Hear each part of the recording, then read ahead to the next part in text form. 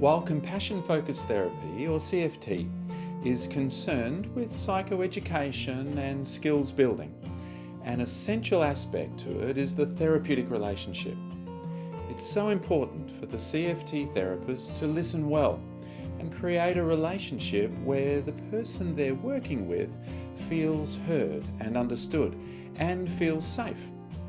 Certain key listening skills help to facilitate guided discovery, helping people feel safe enough to explore and understand themselves, the way their minds and the minds of others work, and to start to relate to themselves and others in a way that's motivated by compassion.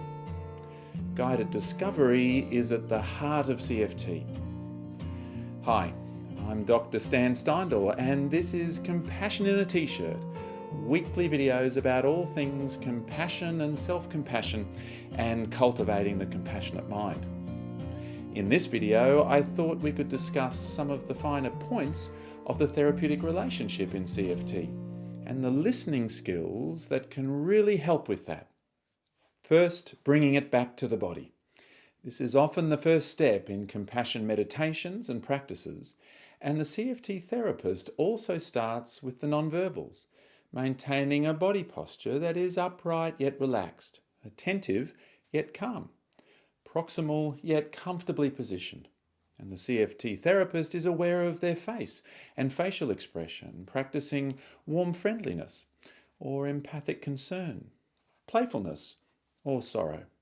Our facial expression can be used to communicate so much, and so the CFT therapist's expression responds authentically to the emotional valence of any given moment.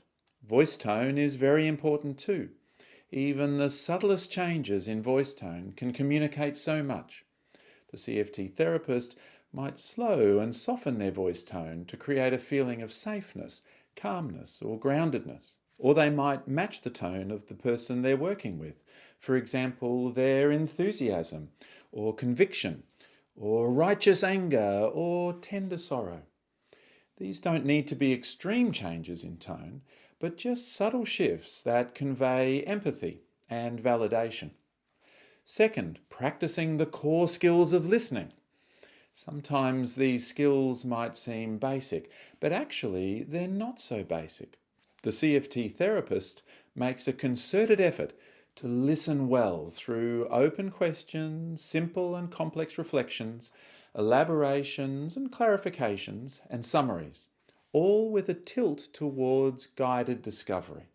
We try to ask open questions. For example, when you're anxious, does your attention become more threat-focused? This is a closed question, and the person can really only answer yes or no. Plus, the question is also serving to give information, which is cool, but doesn't allow for as much guided discovery. Alternatively, we might ask, when you're anxious, where does your attention go? This opens it up and allows the person to stop, consider, arrive at their own discovery and respond according to that.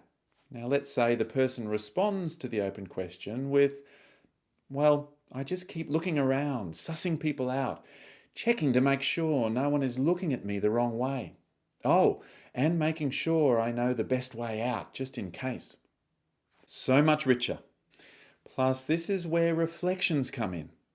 The CFT therapist might say, so when you're anxious, you just keep looking around, looking for threats, and also working out how to escape, just in case. It's kind of a threat protection mode. The person might say, yeah, threat protection mode. And so we have a little moment of guided discovery. Of course, there's a lot to reflections.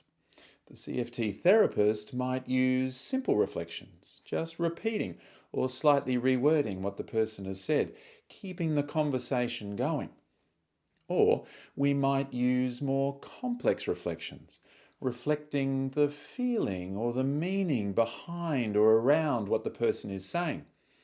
The CFT therapist might use different words, phrases, and metaphors to capture how the person is feeling and what they might be meaning, offering hunches, gradually creating a shared understanding and deepening our understanding of the other person and their understanding of themselves.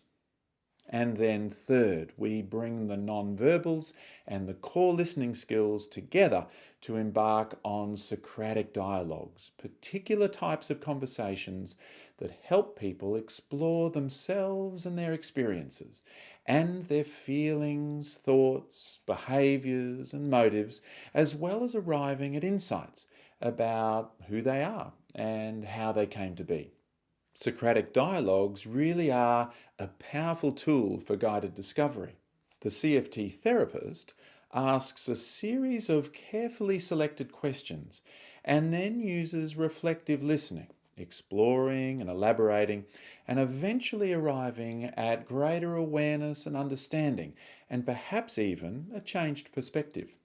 For example, playing out the script to explore fearful imagining. If that were to happen, what might happen next?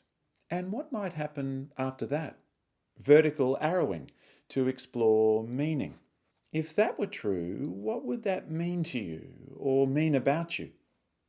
Inference chaining to explore the linkages in a person's thoughts. What was going through your mind at that time? What else was going through your mind?